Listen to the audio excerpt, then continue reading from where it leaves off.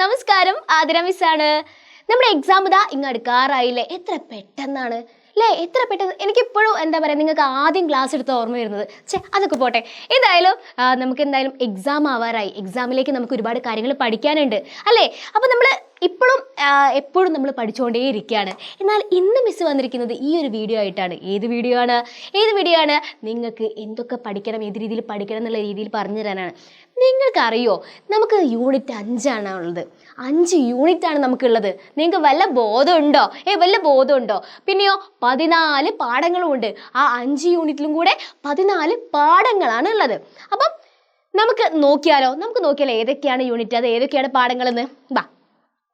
ചിത്രവർണ്ണങ്ങൾ, ഒരു ചിത്രം, ഓടയിൽ നിന്ന് മയന്റെ മായാജാലം, കലയുടെ കേദാരം, പാട്ടിന്റെ പാലാഴി, ജീവനുള്ള പാട്ട്, പടയണി, മായക്കാഴ്ചകൾ, ഹാമലിനിലെ കുഴലൂത്തുകാരൻ, ചിത്രശലഭങ്ങൾ, പ്രകാശകിരണങ്ങൾ, പരിശ്രമം ചെയ്യുകിലെന്തിനേയും, മഞ്ഞുതുള്ളി, ഒരു കെട്ടുകല്യാണം, പ്രകൃതിഭാവങ്ങൾ, വിക്ടോറിയ വെള്ളച്ചാട്ടം, സാധ്യമെന്ത് പുഴ.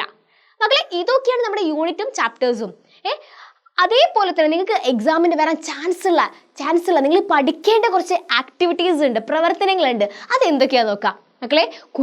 കുറിപ്പ്, വിശകലന കുറിപ്പ്, ആസ്വാദന കുറിപ്പ്, താരതമ്യക്കുറിപ്പ്, വർണ്ണന, ഉപന്യാസം, ജീവചരിത്രക്കുറിപ്പ്, കഥാപാത്ര നിരൂപണം, അഭിപ്രായക്കുറിപ്പ്, സംഭാഷണം, ദൃക്സാക്ഷി വിവരണം.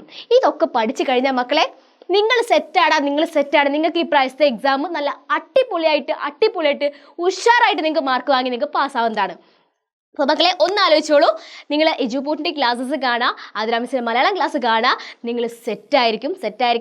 മിസ് തരുന്ന വാക്കാണ്. അപ്പോൾ എന്തെങ്കിലും സംശയങ്ങളോ കാര്യങ്ങളോ ഉണ്ടെങ്കിൽ മിസ്സിനോട് ചോദിക്കുക. അതേപോലെ മിസ്സിൻ്റെ ക്ലാസ്സിൻ്റെ കമൻറ്റ്സ് കാര്യങ്ങളൊക്കെ നിങ്ങൾ താഴെ കമൻറ്റ് ബോക്സിൽ രേഖപ്പെടുത്തുക. പിന്നെ നിങ്ങൾ അറിഞ്ഞിട്ടില്ലേ, എപ്പോഴും ലൈവാണ്. ഇപ്പോൾ എക്സാം അടുത്തല്ലോ. അപ്പം ഡെയിലി നമുക്ക് ലൈവും കാര്യങ്ങളൊക്കെ നടക്കുന്നുണ്ട്. അപ്പോൾ നിങ്ങൾ എന്താ ചെയ്യേണ്ടത്?